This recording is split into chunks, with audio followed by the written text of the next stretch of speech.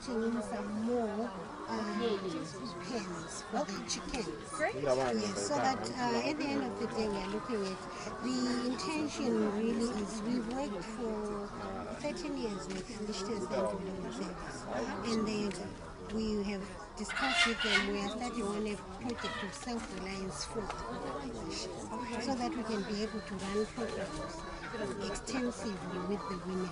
Okay. And what we have here is this small project where we have been doing poultry. We have the layers. About how many layers do you have? Currently it's about 427. Ooh. We can Fantastic. Are they already laying? Yes. How many eggs per day or crates per week? 13 crates per day. 13. 13 crates. Finn, look at the chickens.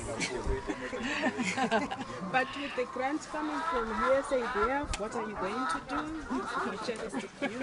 With the grant coming from USAID, what we are looking at is starting off with building more pens, and we intend to start with 2,000 broiler chickens. Broilers? Yes.